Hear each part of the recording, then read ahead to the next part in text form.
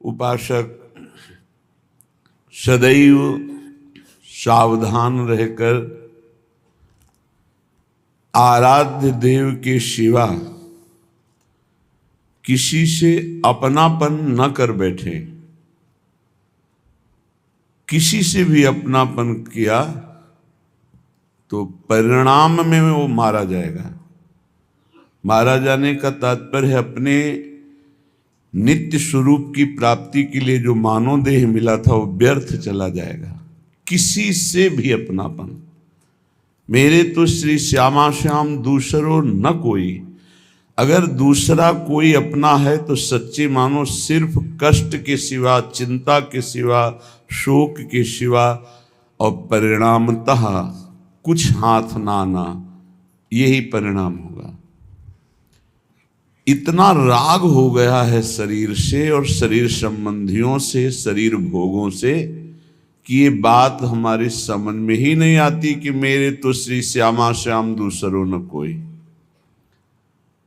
ये भी पता है जाना है, ये भी पता है कुछ साथ नहीं जाना है, फिर भी सावधान नहीं। कैसी भगवान की विचित्र माया है कि जानते हुए भी अपने दिव्य कमाई के समय को व्यर्थ में गंवा रहा है। दिव्य कमाई, नाम रूप लीला धाम। अपने इष्ट का नाम, अपने इष्ट का रूप, अपने इष्ट का धाम, अपने इष्ट की लीला, बस यही सर्वस्व है। ये जो श्यामा श्याम की रसमयी उपासना है, श्रीपाद कह रहे थुत्कारयन्तो भजताम सर्वानंद रसोन्नति यो भजेन नित्यमेकेन भावेन तमहम भजे। यो भजेन नित्यमेकेन, ये बहुत खास बात है। यो भजे नित्य मेकेन, अपने इष्ट का ही केवल भजन, अंतर में चिंतन, अन्य नहीं। ये बड़ा कृपा का मार्ग है। जब कृपा से इतने नजदीक आ चुके हो तो अनन्य हो जाओ। इष्ट की अनन्यता ही इस साधन मार्ग की सिद्धावस्था है। अब जितनी जल्दी आप अनन्य हो जाएं, अनन्यता में बड़ी दिव्यता है। अनन्यता में इष्ट चूक नहीं देखता है। अनन्यता में निश्चित भगवत प्राप्ति होती है। अनन्यता ही परम साधन, परम सिद्धि दोनों है। साधन तभी माना जाएगा जब इष्ट की अनन्यता है, और सिद्धावस्था तभी प्रकाशित होती जब इष्ट की अनन्यता है। बोले और भोगों की बात, लोक लोकांतर के सुखों की बात तो थुत्कारयन्तो, थूक देने योग्य, इनमें कोई सार बात नहीं। क्योंकि जो महारस का रसास्वादन करते हैं वही ऐसा बोल सकते हैं। थुत्कारयन्तो, थूक देने योग्य हैं सब लोग परलोक के जितने भोग हैं, वो सब व्यर्थ है। एक स्वाप्निक, स्वाप्निक जैसे स्वप्न में हमने बहुत सुंदर सुंदर पदार्थ खाए, जगे तो हमारी भूख थोड़ी मिट गई। ऐसे ही भोगते हुए कितना समय व्यतीत हो गया, पर क्या हमारी भूख मिटी क्या? इसका मतलब स्वाप्निक है, साफ स्वाप्निक है। ये भगवान शंकर कह रहे हैं, उमा कहूं मैं अनुभव अपना, सत हरि भजन जगत सब सपना। सपना स्वाप्निक। इसलिए थुत्कारयन्तो, जिन तुम भोगों में अपने दिव्य समय को नष्ट कर रहे हो, महापुरुषों ने जब भगवदानंद की अनुभूति की तो उनको ऐसा लगा कि लोक लोकांतर के सारे सुख थूक देने योग्य हैं, कड़वे हैं, विषैले हैं। ब्रह्मादि के भोग सब विषम लागत ताहि, नारायण ब्रज चंद की लगन लगी है जाहि। विरह कमंडल कर लिए बैरागी दो नयन, मांगत दरस मधु करी, छके रहे दिन रैन। नारायण स्वामी जी कह रहे हैं, जिनको श्री कृष्ण मिलन की लगन लग गई, उनको ब्रह्मादिक के भोग भी विष के समान लगते हैं। वो विरह रूपी कमंडल लिए वैरागी उनके नेत्र हैं, केवल दर्शन रूपी मधुकरी मांगते रहते हैं, रात दिन परमानंद में छके रहते हैं।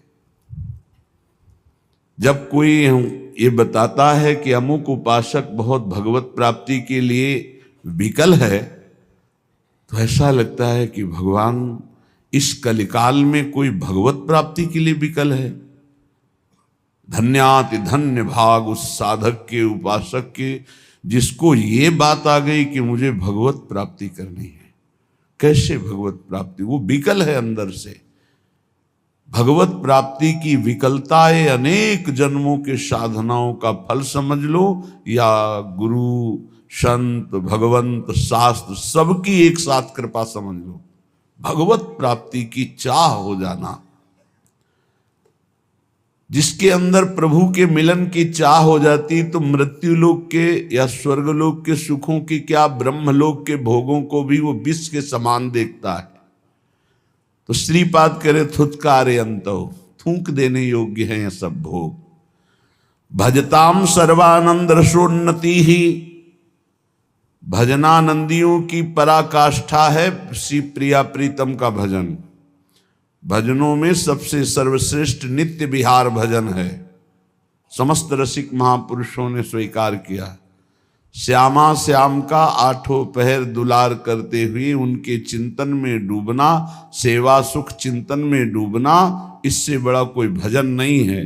भजताम सर्वानंद रसोन्नति ही, सर्वानंद प्रदान करने वाला उन्नति, पराकाष्ठा, नित्य नवम नवम महारस महामाधुर्य।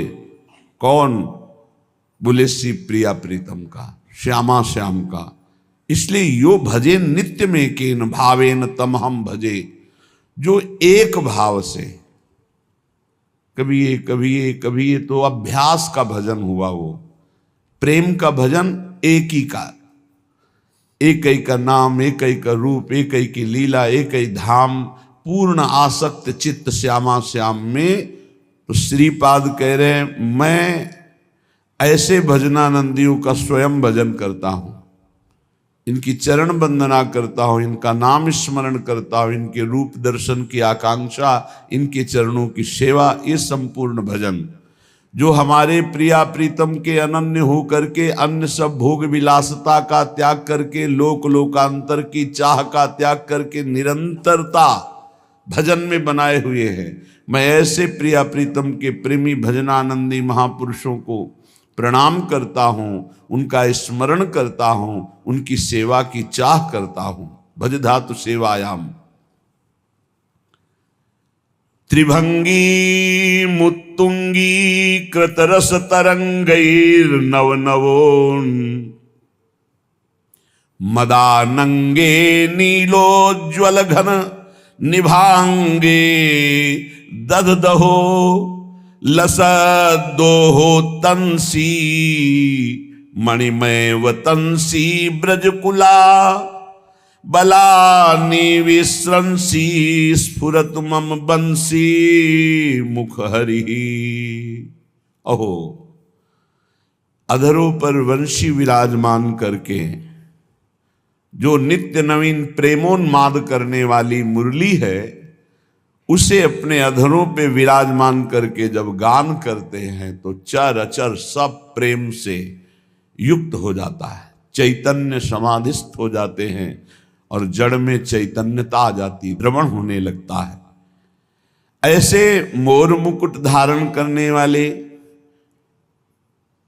इंद्रनील मणि की कांति, मणिमय कुंडल धारण करने वाले और नवीन नवीन महान प्रेम स्वरूपा प्रेमी रसिकों के द्वारा जो भावदेह को प्राप्त हैं, उनसे घिरे हुए हैं और प्रेम क्रीड़ा परायण हैं, ऐसे ललित त्रिभंगी त्रिभंगी मुत्तुंगी कृत रस तरंगैर नव नवोन्मादैर, जिनके श्रीअंग के दर्शन मात्र से नव नवायमान प्रेमोन्माद प्रकट होता है, जो नवीन नवीन रसिक महापुरुष भावदेह को जो प्राप्त हैं वो घेरे हुए हैं, जो ललित त्रिभंगी होकर अधरों पर मुरली विराजमान करके वादन कर रहे हैं, वंशी नाद कर रहे हैं, ऐसे प्रभु श्री हरि हमारे हृदय में स्फुरित हों, ऐसी श्री किशोरी जो हमारे हृदय में स्फुरित हो, ऐसा श्री वृंदावन हमारे हृदय में स्फुरित हो। देखो, प्रगट वृंदावन में विराजमान हो, इसका फल होगा हृदय में वृंदावन का प्रादुर्भाव हो जाना। यहां आप जो वृंदावन प्रगट देख रहे हो, इसमें काम क्रोध लोभ मोह मद मत्सर इनका पहरा है, बहुत जोर का पहरा है। चूक गए तो मार के गिरा दिए जाओगे। लेकिन जब हृदय देश में वृंदावन का प्रादुर्भाव होता है, तब इनका प्रवेश ही नहीं होता है।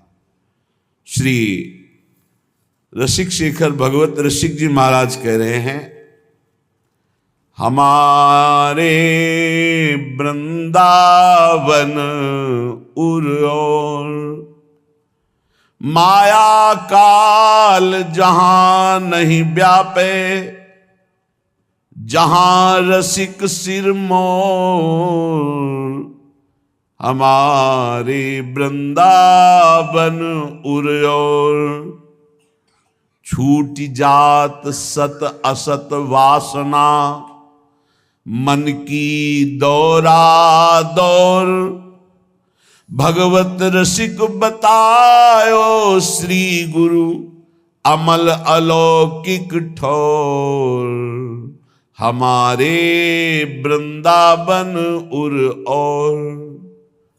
श्री गुरुदेव भगवान की कृपा से प्राप्त नाम मंत्र उपासना के प्रभाव से हमारे हृदय में और वृंदावन जागृत हुआ है।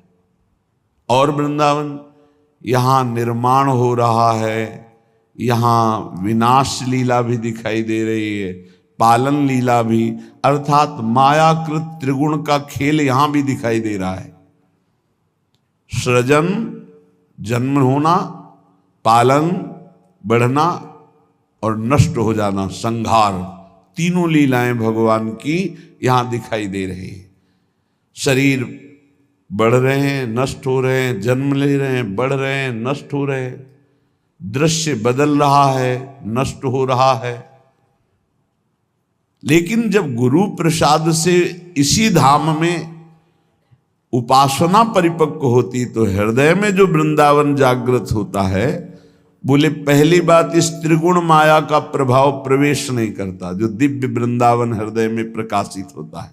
माया और काल, कालातीत वृंदावन, त्रिगुणातीत वृंदावन, माया काल जहां नहीं व्यापे, त्रिगुण माया का प्रभाव हृदय के वृंदावन में नहीं पड़ेगा, काल का प्रभाव हृदय के वृंदावन में नहीं पड़ेगा। जहां रसिक सिरमौर, जहां हमारे आचार्य गुरुदेव सहचरी स्वरूप से निरंतर सेवा में विराजमान है, जब इस वृंदावन का हृदय में जागृत होता है तो असत वासना की कौन बात करे, सद वासना भी नहीं रह जाती। छूट जात सत असत वासना, मन की दौरा दौर, ये जो मन चंचल होकर के लोकांतर के भोगों में भटक रहा था, अब प्रियालाल के प्रेम रस में, नवनिभृत निकुंज की शोभा में ये अटक गया। इसकी दौड़ भागने की सामर्थ्य गई, पंगु हो गया मन। ना माया का प्रवेश त्रिगुण, ना काल का प्रवेश कालातीत। जहां हमारे रसिक शेखर आचार्य सहचरी वपु से, गुरुदेव सहचरी वपु से सेवा परायण हैं, वो दिव्य वृंदावन हमारे हृदय में प्रकाशित हुआ। सद और असद दोनों वासनाएं छूट गई, निर्वासनिक हृदय, मन पंगु हो गया, भगवत रसिक जी कहते हैं ऐसा अलौकिक ठौर गुरुदेव की कृपा से हृदय में जागृत हुआ। ये अलौकिक वृंदावन कब जागृत होता है? कैसे? उपासक के, जिसको पाई भर परवाह नहीं होती, न लोक की न वेद की, एकमात्र श्यामा श्याम का अनन्य होकर रात दिन भजन में लगा है, सेवा में लगा है, चिंतन में लगा है, जिसके हृदय में नरक स्वर्ग अपवर्ग आस नहीं त्रास है, जहां राखो तहां रहो मानी सुख राशि है, देव दया करि दान न भूलो के लिको, भगवत बलित तमाल बिलो को बेलिको। बहुत सुंदर निष्ठा का वर्णन है। इस निष्ठा के बिना दिव्य वृंदावन में आपका प्रवेश या आपके हृदय में दिव्य वृंदावन का प्रकाश होना ये बड़ा कठिन है। बहुत बड़ी कृपा हो गई, दरवाजे में तो आ गए, बस अब घर में प्रवेश करने। दरवाजे के बाहर त्रिगुण का पहरा है, अभी दरवाजे पे हो, अभी अंदर प्रवेश नहीं हुए। सतोगुण तमोगुण रजोगुण, इसका देखो लीला विलास दिखाई दे रहा है, कुछ बुरा कुछ अच्छा, कुछ विनाश लीला, ये दिखाई दे रही। इसका मतलब त्रिगुण दृष्टि है और अभी त्रिगुण को आप देख पा रहे हैं। कुछ निर्माण हो रहा है, कुछ टूट रहा है, कुछ ऐसे काल का भी प्रभाव दिखाई दे रहा है, अवस्था का भी प्रभाव दिखाई दे रहा है। मन की दौड़ा दौड़ भी नहीं मिटी है, वासना भी है सदसद, अभी वृंदावन में प्रवेश नहीं हुआ। यही वृंदावन है, पर त्रिगुण का जो तुम्हें खेल दिखाई दे रहा है, इससे परे है यहां का खेल। ये कब हृदय में जागृत होगा?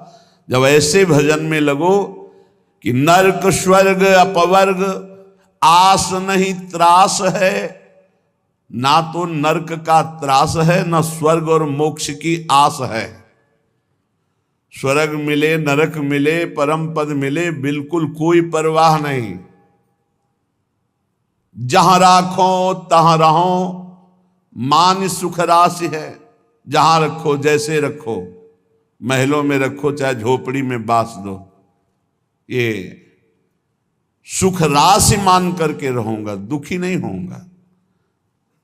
ये निष्ठा दिव्य वृंदावन के लिए चाहिए, जो हृदय में भगवत रसिक जी कहते हैं गुरु प्रसाद से अमल अर्थात निर्मल माया रहित, अलौकिक अर्थात जो शास्त्र और बड़े बड़े विद्वानों की भी दृष्टि में ना आवे, वो अलौकिक, लोक परलोक से भी परे अलौकिक, ब्रह्मा की रचना से भी परे अलौकिक, अमल अलौकिक ठाव।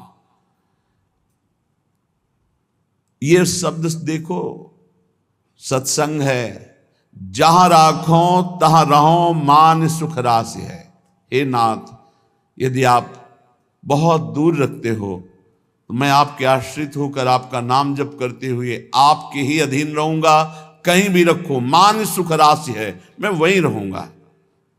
और ऐसा आपने कर दिखाया भगवत रसिक जी, अनन्य वृंदावन धाम के। थोड़ा दुखद घटनाएं होती, इसलिए उनका वर्णन करने का भाव नहीं बन पाता।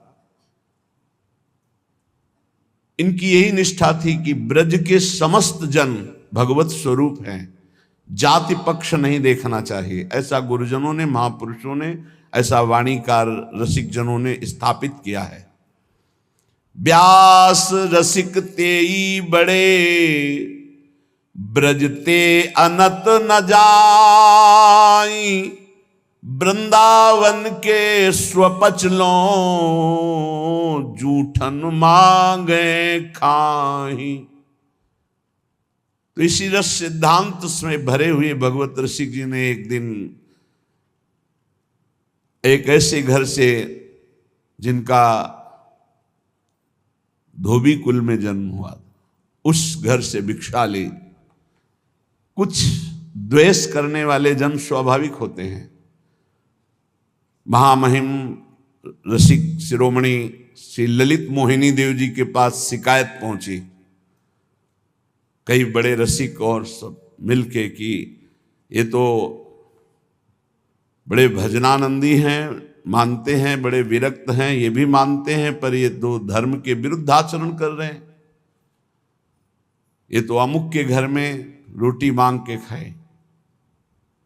यद्यपि बहुत ही पहुंचे हुए महापुरुष श्री पूज्य ललित मोहिनी देव जी बुलाया और कहा ये सब शिकायत कर रहे हैं, आप ऐसा क्यों? तो उनका भगवान ब्रज में संपूर्ण ब्रजवासी भगवत स्वरूप हैं, यहां तो जाति पक्ष देखा ही नहीं जाता।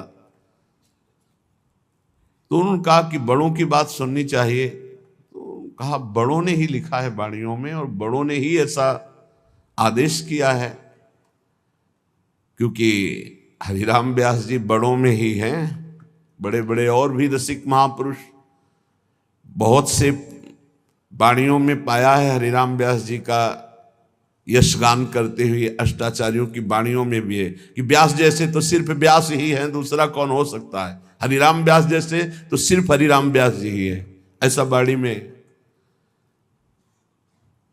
व्यास मिठाई विप्र की तामे लागे आग, वृंदावन के स्वपच की जूठन खइए मांग।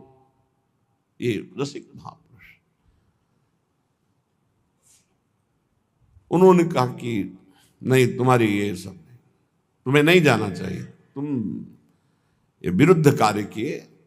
यद्यपि हम समझ रहे हैं कोई गलती नहीं है, फिर भी चार संत महंत कह रहे हैं, चार लोग कह रहे हैं, तो तुम्हें स्वीकार करना चाहिए तुमसे गलती हो गई। आप कहते हैं तो स्वीकार करते हैं, वस्तुतः महापुरुषों ने कहा है कि आप मांग सकते हैं, पर आप आदेश कीजिए, अगर गलती आप कहते हैं तो हमें दंड दे सकते हैं आप। धीरे धीरे विरोध रूप खड़ा हो गया।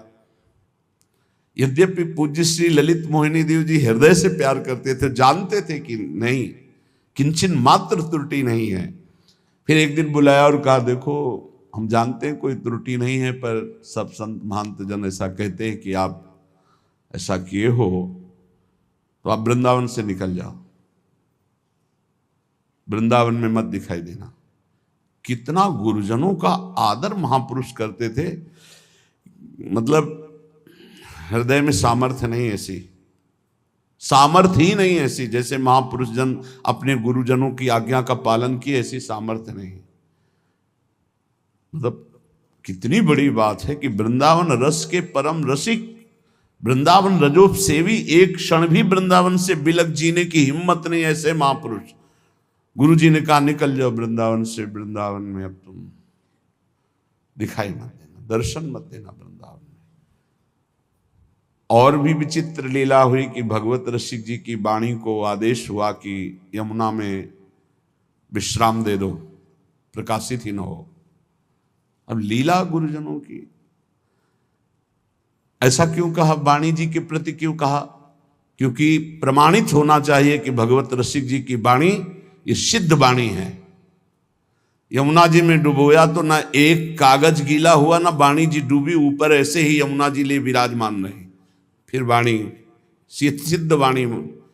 गुरुजनों की लीला में आंतरिक रहस्य रहता है, प्रगट में दिखाई देता है गुरुजन कैसा व्यवहार कर रहे हैं कि वाणी जी को डुबवा दिया, लेकिन गुरुजन ये प्रमाणित कर रहे हैं कि मेरे शिष्य भगवत रसिक की वाणी सिद्ध वाणी है। यमुना जी अपनी गोद में ले रही, एक बूंद जल किसी भी पन्ने में नहीं लगा, कोई भी वाणी किसी भी तरह से खंडित नहीं हुई, पूरी वाणी पुनः वापस हुई। भगवत रसिक जी ने श्री चरणों में प्रणाम किया और कहा कभी अब दोबारा दर्शन नहीं होंगे हमारे आपके, आपकी आज्ञा का अक्षरशः पालन होगा। और यमुना का किनारा पकड़ा और सीधे प्रयागराज झूसी में यमुना के पावन पुलिन तट पर निरंतर नित्य विहार श्री श्यामा श्याम का अवलोकन करते हुए, कल आपने सुना जब शरीर छोड़ा तो सब अलौकिक दिव्य विभूतियां आ गई स्वागत करने के लिए। गंगा जी ने कहा आप अभी इसी क्षण शिवलोक को चलिए, ब्रह्मलोक को चलिए, कोई कह रहा अमुक लोक को चलिए, सरस्वती जी कह रहे ब्रह्मलोक चलिए, साहब विश्व का वैभव आपके लिए। भगवत ऋषि जी ने कहा नहीं, हमारा लक्ष्य ही नहीं है, हमारा लक्ष्य तो श्यामा श्याम है। हम तो यमुना सखी के साथ अपने प्रिय नवनिवृत्त निकुंज में जा रहे हैं, जहाँ स्वामी जी बिहारी बिहारिंजू का दुलार करते हैं। मुझे शरीर पूरा हुआ और आश्चर्य की बात कि प्रवाह में शरीर संगम की तरफ जाना चाहिए, पर यमुना जी उल्टा लहरों में लेकर के शरीर को प्रवाहित करने लगी वृंदावन की तरफ। ये सब ने देखा, दिव्य महापुरुष का शरीर भी दिव्य होता है। तब वो कह रहे हैं नरक स्वर्ग अपवर्ग आस नहीं त्रास है, जहां राखो तह रहो मान सुख राशि है। देव दया कर दान न भूलो के लिको, भगवत बलित तमाल बिलोको बेलिको। मुझे नरक का भय नहीं है, स्वर्ग और मोक्ष की चाह नहीं है, जा रखो हे श्यामा श्याम, हे गुरुदेव, वहीं सुख राशि मान करके रहूंगा। बस एक दया करके दान कर दो कि श्याम तमाल पर अर्जी हुई कनक की बेल की तरह मैं युगल सरकार को हर समय देखता रहूं, बस उनकी केल को ना भूलूं, उनके इस मिलन के रूप को देखता रहूं, जहां मनावे वहां रख दो। नरक स्वर्ग अपवर्ग आस नहीं त्रास। और सुख दुख भुगते देह नहीं कछु शंक है, निंदा स्तुति करो राव क्या रंक है। परमारथ व्यवहार बनो कि ना बनो, अंजन हुए मम नैन रसिक भगवत सनो। भगवत रसिक जी कह रहे मुझे इसकी भी परवाह नहीं, शरीर दुख भोगे या सुख, इसकी भी परवाह नहीं। सुख दुख भुगते देह नहीं कछु शंक है, इसकी कोई परवाह नहीं। चाहे भयानक शरीर को पीड़ा दी जाए या शरीर की अनुकूलता दी जाए, मुझे इस शरीर की प्रतिकूलता अनुकूलता से कोई मतलब नहीं। निंदा स्तुति करो राव क्या रंक है। कोई नीच से भी नीच पुरुष हमारी निंदा करे, उससे क्या फर्क पड़ता है? या कोई बड़े से बड़े राजा आकर प्रणाम करे, स्तुति करे, उससे क्या फर्क पड़ता है? स्तुति और निंदा से परे, अनुकूलता और प्रतिकूलता से, देह भाव से ऊपर,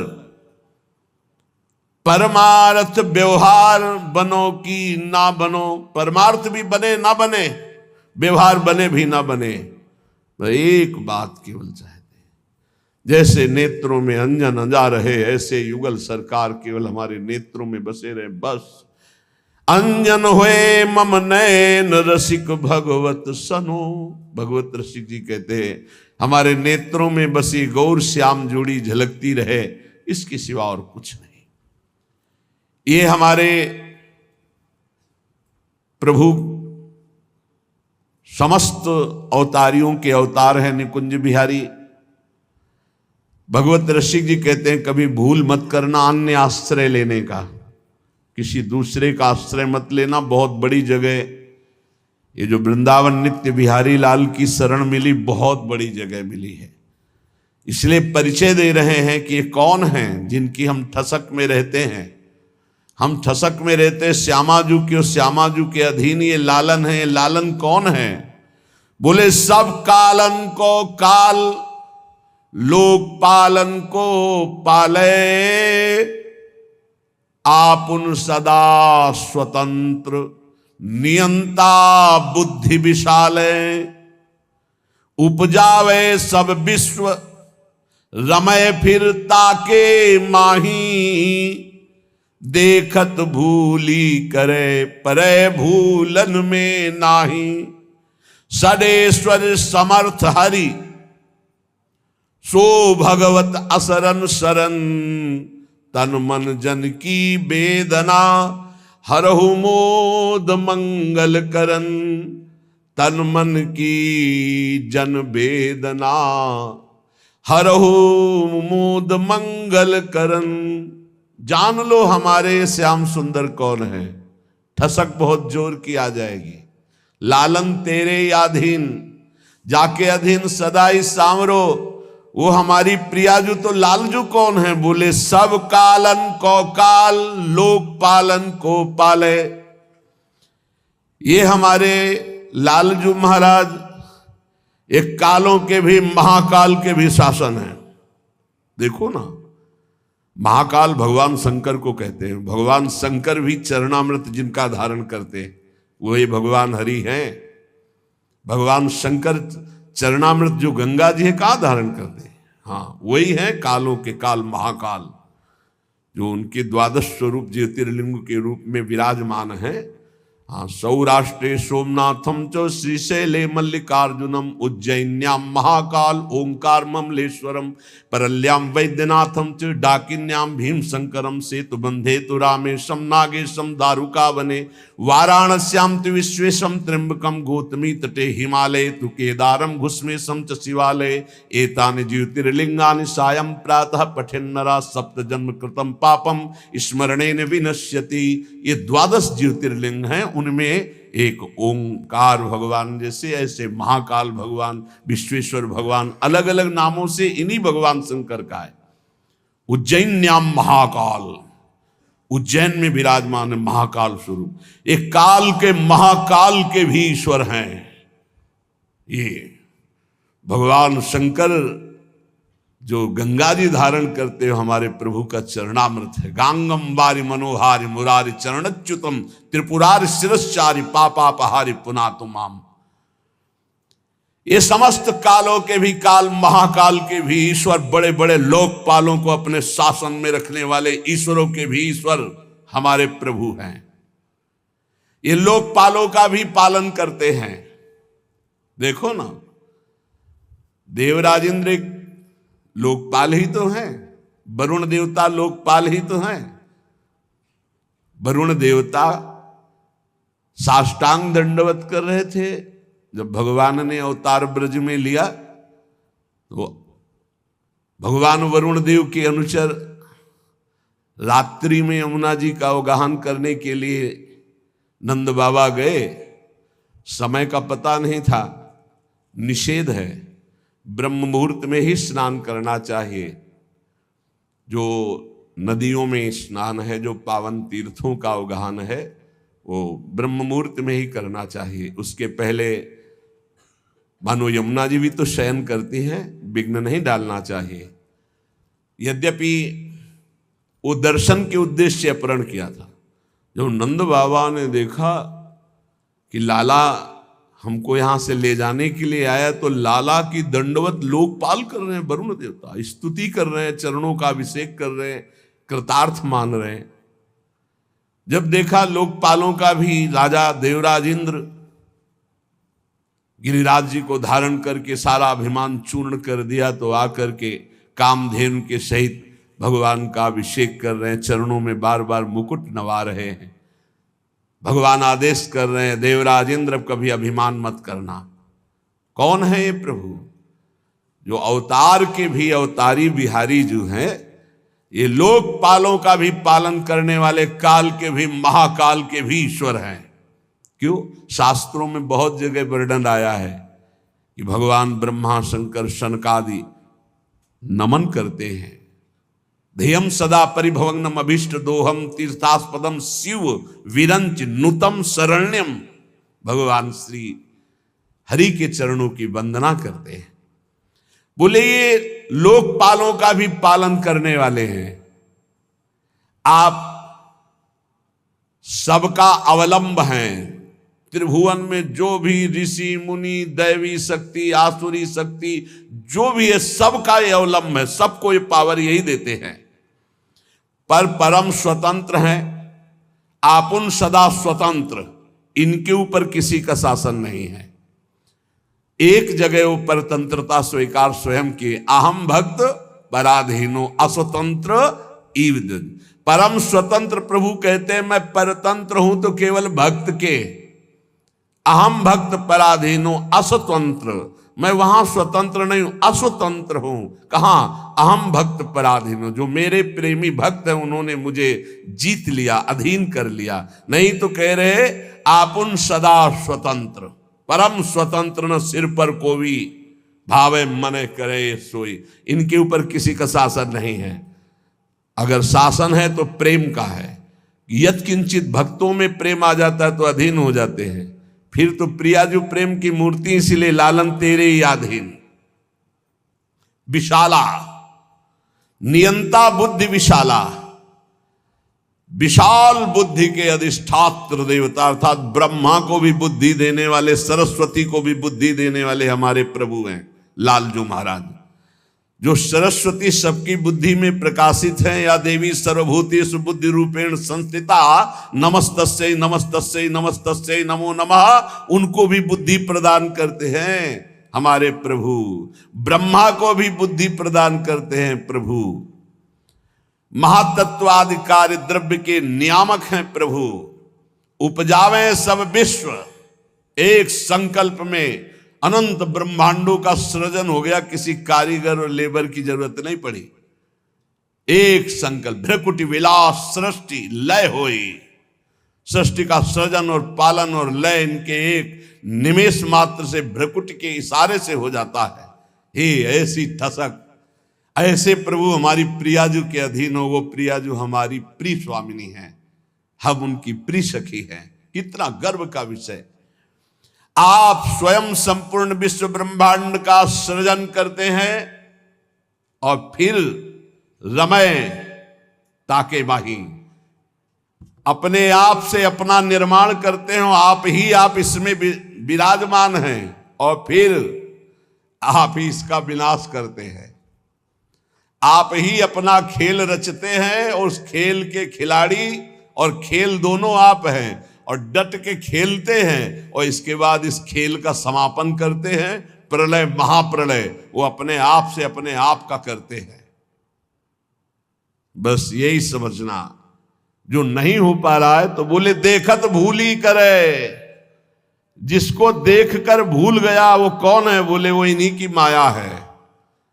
पर परय भूलन में नहीं, पर माया उसको कभी भूल में नहीं डाल सकती जो इनकी शरण में है। मामे वे प्रपद्यन्ते माया में ताम तरंतिते, वही वो विराजमान है। कोई ऐसा नहीं जिसको माया भुलवा न दे। शिव बिरंची का मोह को है बपुरान, अस जिय जान भजी मायापति भगवान। लेकिन वो भूल में नहीं पड़ सकता जो सदैव भगवान की स्मृति में रहता है। माया भगवान और भगवान के भक्त के आगे अपना प्रभाव नहीं दिखाती। मां की तरह पोषण करती है भक्त का, और भगवान की तो प्रिया है ही, मायापति भगवान कहे गए। ये महाशक्ति है। कभी भी कोई अहंकार से इस पर विजय प्राप्त नहीं कर पाया। झुक कर निकल गया तो मुक्त हो गया। अगर अहम करके बैठ जाए तो परास्त करने के लिए एक क्षण काफी है माया को। बड़े बड़ों को मिट्टी में मिला देना। चाहे जित रहे न रावण सम अभिमानी, हिरणाकश्यप सब मर्दानी, सब लहान को कुल रो निहारा। अगर ऐसे देखो, ऐसे तपस्या में, साधना में बड़े बड़ों को ऊंचाई से पटक देना इसका कार्य है। परे भूलन में नाही, वही जो हरि का आश्रय ले। मामे वे प्रपद्यन्ते माया में ताम तरंतिते। एक ही उपाय है, दैवी हेषा गुणमयी मम माया दुरत्तया मामे वे प्रपद्यन्ते माया में ताम तरंतिते।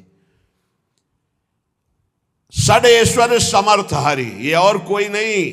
जैसे कहते कि भगवान क्यों कहते हो, यहां भगवान थोड़ी है। देखो भाव से आप लालजू कह रहे हो, लेकिन है कौन? आचार्य क्या कह रहे हैं? कह रहे प्रीति की रीति रंगीलो ही जाने, यद्यपि सकल लोक चूड़ामणि। लोक चूड़ामणि कौन है? भगवान। जैसी हरिवंश करत अपनो जस प्रगट अखिल ब्रह्मांडन, कौन? भगवान। जाहि बिरंची उमापति नाये, कौन? भगवान। यहां भगवत रसिक जी कह रहे षडेश्वर समर्थ हरि, सो भगवान, सो भगवत असरन सरन, तन मन जन की वेदना हरहु मोद मंगल करन। हे अनाथों के नाथ, भगवत रसिक जी कह रहे हैं आप ही एकमात्र मेरे रक्षक हो। षडेश्वर संपन्न समस्त ऐश्वर्य, वैभव, ज्ञान, वैराग्य, प्रेम सबके समुद्र हो आप नाथ, एकमात्र आप ही मेरे रक्षक हो। हे परमानंद, परम मोद, परम मंगल, अपने शरणागतों का करने वाले, आप हमारी शारीरिक और मानसिक दोनों चिंतन वृत्ति का अपहरण करके अपने में लगा लो तो हमारी वेदना दूर हो जाएगी।